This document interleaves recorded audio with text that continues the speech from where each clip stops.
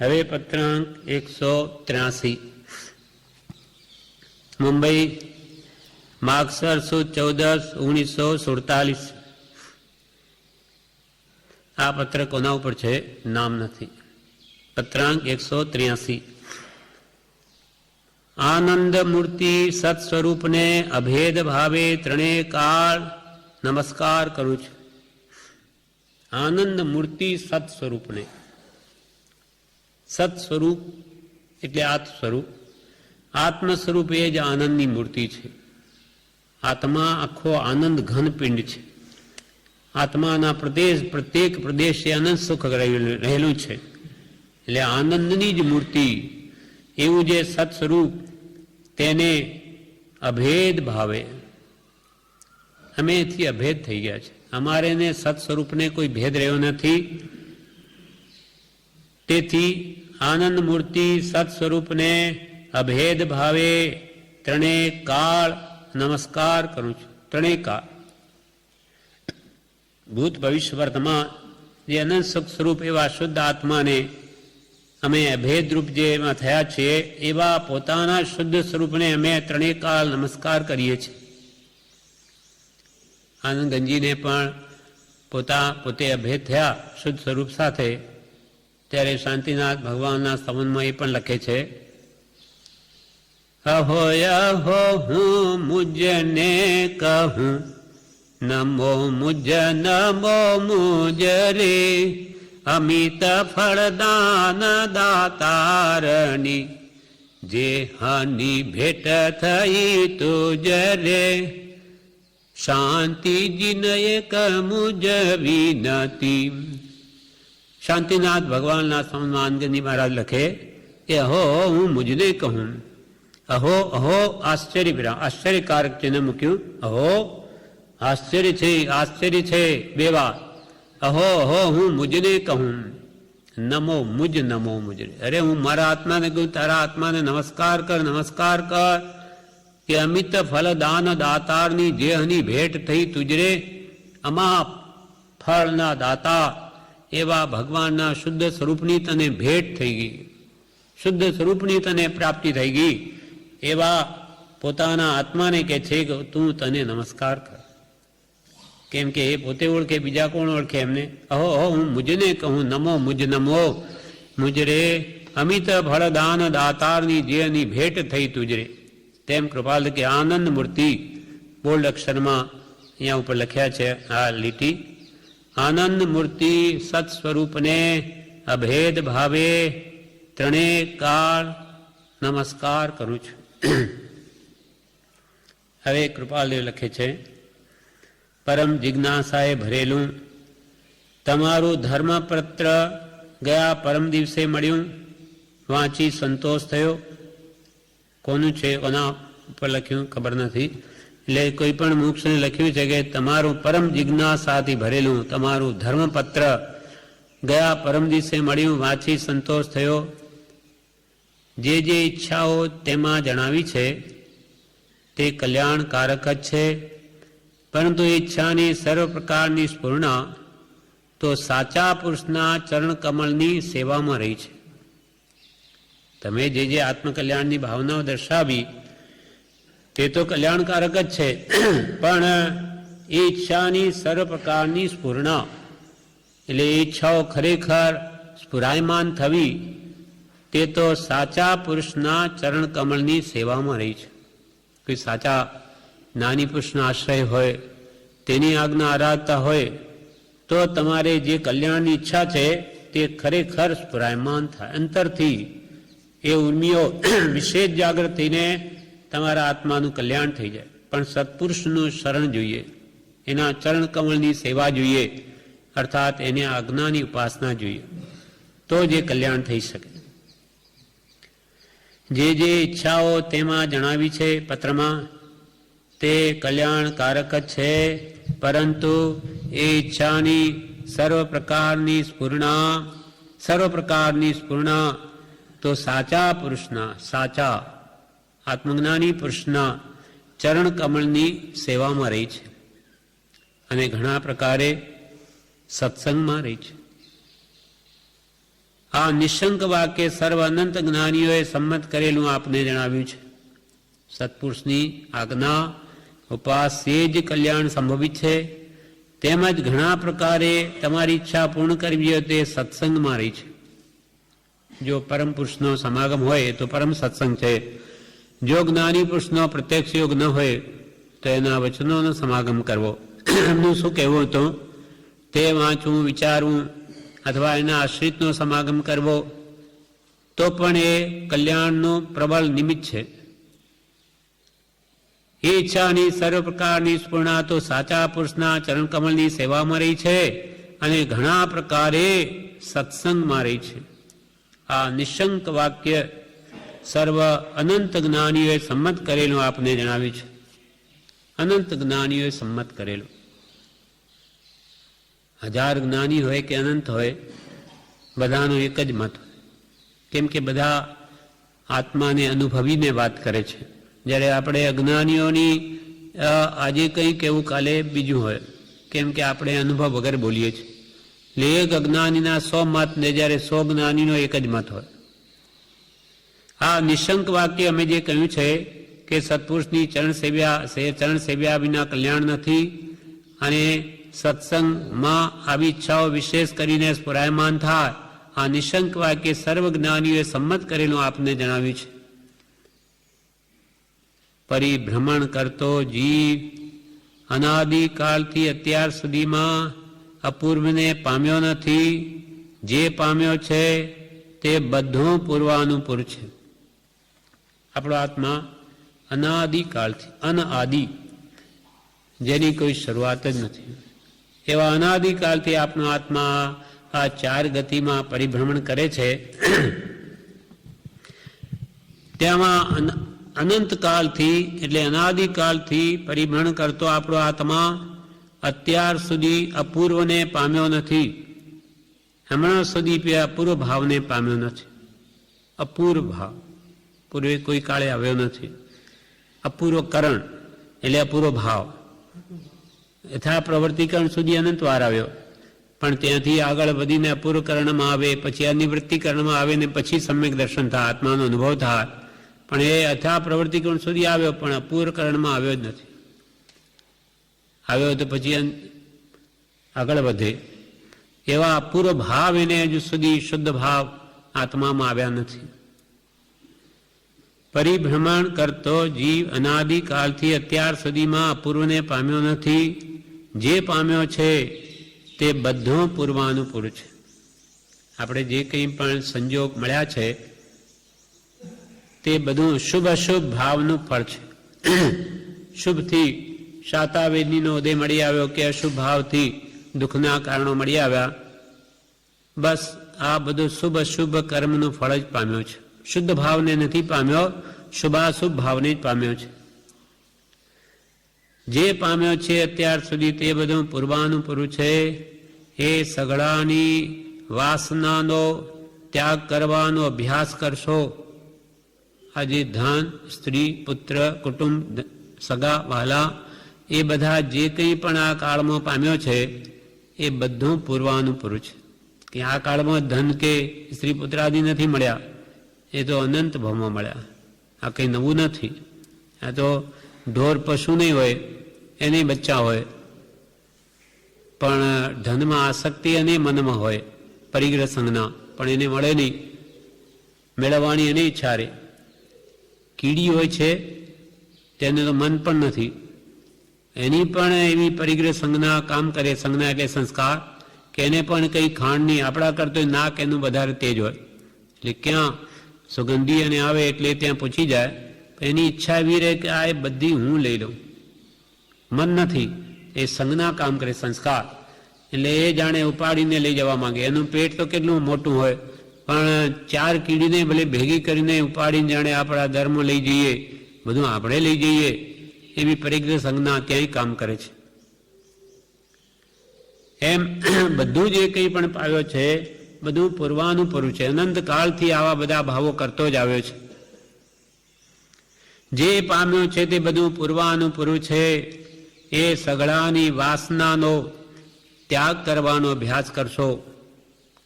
આજે અનાદિકાળથી જે મળ્યું છે એની વાસના, વાસના એટલે ઈચ્છા, દ્રઢ ઈચ્છા, ગાઢ અભ્યાસથી થયેલી જે ઈચ્છાઓ ઊંડાણો પડેલી તેને કાઢવાનો પ્રયત્ન કરજો.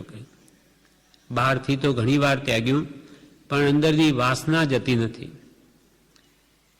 બધું ત્યાગીને મુનિ થઈ જાય, પણ આત્મજ્ઞાન વગર અંદરનો રોગ જતો નથી. અંદરમાં ઈચ્છા જ રહ્યા કરે કે આ બધું ખાવા પીવા, માન પાન, એ બધી અંતરની વાસનાઓ જ્યાં સુધી જાય નહીં ત્યાં સુધી આત્મફળ આવે નહીં, જ્ઞાન પ્રાપ્તિ થાય નહીં. એટલે હવે કે છે સઘળાની વાસનાઓ જે છે, ઈચ્છાઓ જે ઊંડી, ધન કુટુંબાદિની, એને ત્યાગ કરવાનો અભ્યાસ કરશો. દ્રઢ પ્રેમથી અને પરમોલ્લાસથી અભ્યાસ જયવંત થશે અને તે કાળે કરીને મહાપુરુષના યોગે અપૂર્વની પ્રાપ્તિ કરાવશે. કે અનાદિની વાસનાઓ અંદર પડેલી તે કંઈ એકદમ નહીં જાય, પણ તમે દ્રઢ અભ્યાસથી કે મારે આ કાળમાં વિષય કસાયને મારી નાખવા છે, એ વૃત્તિઓને હટાવવી છે. જેમ કૃપાલદેવે પ્રભુશ્રીના નિમિત્તે અને બીજા નિમિત્તે પણ કહ્યું કે મુનિઓ વૃત્તિઓનો ક્ષય કરજો. દબાવશો ને દબાવી લીધો છે જ અનંતકાળથી. હવે વાતને સમજીને અંત જળમાંથી નાશ કરો, જળ મૂળથી. મુનિઓ વૃત્તિઓનો ક્ષય કરજો, એટલે કે વાસનાનો જળ મૂળથી નાશ કરજો. એ સઘળાની વાસનાનો ત્યાગ કરવાનો અભ્યાસ કરશો.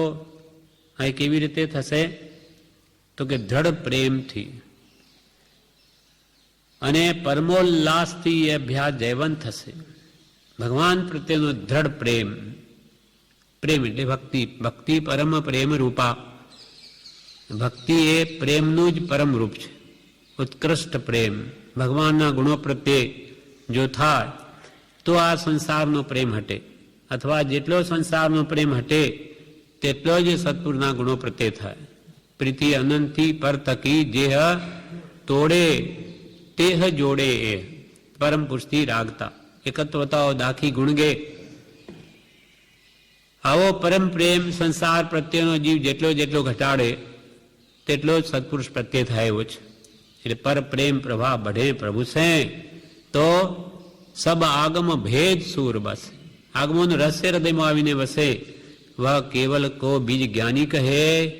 આ પ્રેમને તો કેવલનાનું બીજ જ્ઞાની કહે છે. બીજ ઉર્ચિ સમ્યક તો થઈ જાય. નિજ કો અનુભવ બતલાઈ દીએ. પોતાને ભગવાન પ્રત્યે પ્રેમ થાય તો હંમેશા જ સાંભળે. જ્યાં જ્યાં આપણો પ્રેમ હોય ત્યાં મન સહેજે જાય છે. એટલે કૃપાલદેવે આ વાસનાને દૂર કરવાનો ઉપાય બતાવ્યો. દ્રઢ પ્રેમથી, સત્પુરુષ પ્રત્યે દ્રઢ પ્રીતિથી, દ્રઢ ભક્તિથી અને પરમોલ્લાસથી, પરમ ઉલ્લાસ ભાવે ભક્તિ કરવી, એના પ્રત્યે પ્રેમ કરવો. અત્યંત ઉલ્લાસપૂર્વક જીવ જો તત્વને વિચારે તો દેહને આત્માનું ભિન્ન શ્રદ્ધાન થાય છે. દ્રઢ પ્રેમથી અને પરમોલ્લાસથી એ અભ્યાસ જયવંત થશે. એ અભ્યાસમાં તમને જય મળશે. ઉત્સાહપૂર્વક કામ કરશો અને કે મારે આ કાળમાં આ કાર્ય કરવું જ છે તો જરૂર થશે. અને એમાં ભક્તિ પરમ અવલંબન રૂપ છે. કેમ કે ભક્તિથી જ્ઞાન નિર્મળ થાય છે અને નિર્મળ જ્ઞાન મોક્ષનો હેતુ છે. દ્રઢ પ્રેમથી અને પરમોલ્લાસથી અભ્યાસ જયવંત થશે અને તે કાળે કરીને મહાપુરુષના યોગે અપૂર્વની પ્રાપ્તિ કરાવશે. અને એવો તમારી યોગ્યતા થશે અને મહાપુરુષનો યોગ થયો તમારું કામ થઈ જશે. આજે સત્પુરુષનો યોગ છે પણ આપણી યોગ્યતા નથી, તેટલી એ કાર્યસિદ્ધિ થતી નથી. તમે તમારી જાતને યોગ્ય બનાવીને તૈયાર રાખશો પાત્રતા તો જ્ઞાની મળશે, જરૂર તમને આપી દેશે અને તમારું કામ થઈ જશે. તેથી દ્રઢ પ્રેમથી અને પરમોલ્લાસથી એ અભ્યાસ જયવંત થશે. આપણે રોજે પૂજામાં બોલીએ છીએ સર્વજ્ઞનો ધર્મ શું શરણ જાણી આરાધ્ય આરાધ્ય પ્રભાવ આણી. કેવી રીતે આરાધવું? પ્રભાવ, પરમોલ્લાસ ભાવથી આરાધના કરવી, તો વિશેષ બળવાન કર્મની નિર્જરા થાય છે. એમ અહીંયા પણ કે છે પરમોલ્લાસથી તે અભ્યાસ જયવંત થશે અને તે કાળે કરીને સમય આવીએ મહાપુરુષના યોગે અપૂર્વની પ્રાપ્તિ કરાવશે. જે કોઈ કાળે આત્માનું ભાન થયું નથી, જ્ઞાન થયું નથી, અનુભવ થયો નથી, તે થઈ જશે. હવે અંતિમ પેરેગ્રાફમાં લખે છે સર્વ પ્રકારની ક્રિયાનો, યોગનો, જપનો, તપનો અને તે સિવાયના પ્રકારનો લક્ષ્ય એવો રાખજો કે આત્માને છોડવા માટે સર્વે છે, બંધનને માટે નથી. જેથી બંધન થાય બધા ક્રિયાથી કરીને સઘળા યોગાદિક પર્યંત ત્યાગવા યોગી છે. છેલ્લા પેરેગ્રાફમાં કૃપાલદેવે લખ્યું કે સર્વ પ્રકારની ક્રિયાનો, ધર્મના નામે આપણે જપ કરીએ છીએ, તપ કરીએ, ઉપવાસ કરીએ કે ભક્તિ કરીએ, સત્સંગ કરીએ, સ્મરણ કરીએ, એ સર્વ પ્રકારની ક્રિયાનો ધર્મના નામે કે યોગનો, અષ્ટાંગ યોગ છે, યમ, નિયમ, આસન, પ્રાણાયામ, પ્રત્યાહાર, ધારણા, ધ્યાન અને સમાધિ, આ બધા યોગનો કે જપનો, જપના અનેક પ્રકાર છે કે તપના અનેક પ્રકાર, 12 પ્રકારે તપ છે, અણસન, ઋણોદરી, વૃત્તિ, સંક્ષેપ આદિ, અંતરંગ ને બાહ્ય તપ, 12 પ્રકારના તપ છે. એ સર્વ પ્રકારની ક્રિયાનો, યોગનો, જપનો, તપનો અને તે સિવાયના પ્રકારનો લક્ષ્ય એવો રાખજો કે આત્માને છોડવા માટે સર્વે છે. આ બધું શાના માટે કરું છું? મારા આત્માને કર્મબંધથી છોડાવવા માટે છે. મારા કર્મબંધન તૂટે, રાગ, દ્વેષ, શણા, કશાય ભાવો દૂર થાય, વિષયોની લાલસા મટે, વિષય કશાય હટે, એના માટે આ બધા કે છે સાધનો છે. બંધન માટે નથી, બંધનને માટે નથી. એટલે આ બધા સાધનો કરીને મને દેવલોક મળે કે આ સંસારમાં ભૌતિક સુખ મળે, એના માટે આ નથી. બધા આ જન્મથી મુક્ત થવા માટેના સાધનો છે. એટલે એ કરીને પણ કોઈ પણ પદાર્થની ઈચ્છા જ્ઞાની પ્રત્યે રાખવી નહીં, નિષ્કામ ભક્તિ કરવી. સર્વ પ્રકારની ક્રિયાનો, યોગનો, જપનો, તપનો ને તે સિવાયના પ્રકારનો લક્ષ્ય એવો રાખજો કે આત્માને છોડવા માટે સર્વે છે, બંધનને માટે નથી. જેથી બંધન થાય એ બધા ક્રિયાથી કરીને સગળા યોગાદિક પર્યંત ત્યાગવા યોગ છે. પણ જે એ સાધનોથી જો આત્માને બંધન થાય એવું જો લાગતું હોય તો ત્યાં ધર્મ જ નથી. માનો કે ધર્મના નામે ઘણો મોટો આરંભ કરીએ, હિંસાઓ કરીએ, ખાવા પીવાના અનેક રચીએ અને માનીએ કે અમે તો ધર્મ કરીએ છીએ, મોટા જમણવાર કરીએ, કેટલી વસ્તુઓ બનાવીએ, કેટલો આરંભ થાય અને માનીએ કે અમે ધર્મ કરીએ છીએ. તો કે ધર્મના નામે એટલું બધું કરવું એ આત્માને છોડવા માટે નથી, બંધન છે. ધર્મ નામે ધમા ધમ માચી, પણ ધર્મ માર્ગ રહ્યો દૂર રહે. કેમ કે કૃપાલે લખ્યું કે ગમે તે ક્રિયા, જપ, તપ કે શાસ્ત્ર અધ્યયન કરીને પણ એક જ કાર્ય સિદ્ધ કરવાનું છે, તે એ કે જગતની વિસ્મૃતિ કરવી અને સતના ચરણમાં રહેવું. સત એટલે આત્મા અથવા જ્ઞાની પુરુષ, એને જે કહે એની આજ્ઞામાં રહેવું. આ બધું છોડીને એમાં ધર્મ છે. ધર્મના નામે વિશેષ આપણે આરંભ કરીએ, એટલો મોટો સમારંભ કરીએ અને પછી માનીએ ધર્મ, ત્યાં ધર્મ તો દૂર રહી ગયો.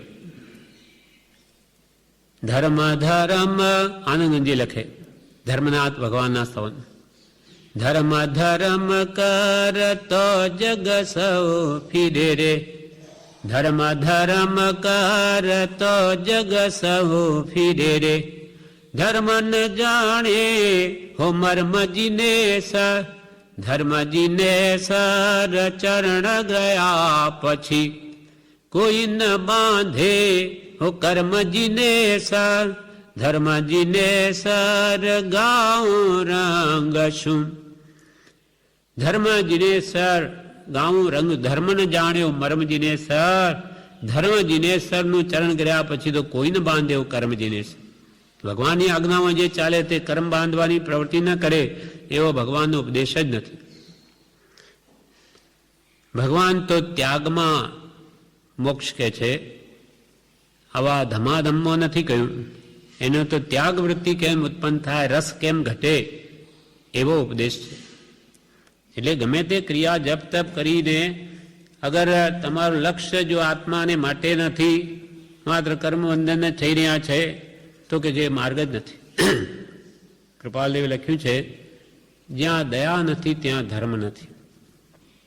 ધર્મના નામે જો હિંસા થતી હોય, ઘણા આરંભ થતા હોય, તો પછી ત્યાં ધર્મ ક્યાં રહ્યો? ત્યાં મૂળ જે ભગવાન મહાવીરનો ઉપદેશ છે, દયા ધર્મ કો મૂળ હૈ. દયા ભાખ્યું ભાષણ માં ભગવાન, ધર્મ ન બીજ દયા સમાન. પછી આગળ લખે છે, દયા નહીં તો એ નહીં એ, બિના સૂર્ય કિરણ નહીં દેખ. ધર્મ તત્વ જો પૂછ્યું મને, તો સંભળાવું સ્નેહ તને. જેમ સૂર્ય ન હોય તો એની કિરણ ન હોય, જેમ દયા જ નથી તો કે ત્યાં ધર્મ જ નથી. ભલે નામ ધર્મ હોય પણ અંદરમાં દયા નથી, ધર્મના નામે હિંસાઓ થઈ રહ્યો છે, આરંભ થઈ રહ્યા છે, તો પછી ત્યાં ધર્મ નથી. ભગવાન મહાવીરે તો અહિંસાને ધર્મ કહ્યો. જ્યાં હિંસાને પોષણ મળતું હોય તે જ ધર્મ છે. આ પ્રમાણે આ પત્ર પૂરો થયો. એના અંતમાં પોતે કૃપાલદેવ પોતાના નામના ઠેકાણે શું લખે છે? મિથ્યા નામધારીના યથા યોગ્ય. મિથ્યા નામધારી, અમારું નામ છે મિથ્યા છે. કેમ કે અમારો આત્મા તો અરૂપી છે, સહજાત્મ સ્વરૂપી છે, એને કોઈ નામ છે જ નહીં. એટલે મિથ્યા નામધારીના યથા યોગ્ય. આ પ્રમાણે આ પત્રાંક 183 પૂરો થયો. વિશેષ આપણે આગળનો પત્ર આવતીકાલ દઈશું.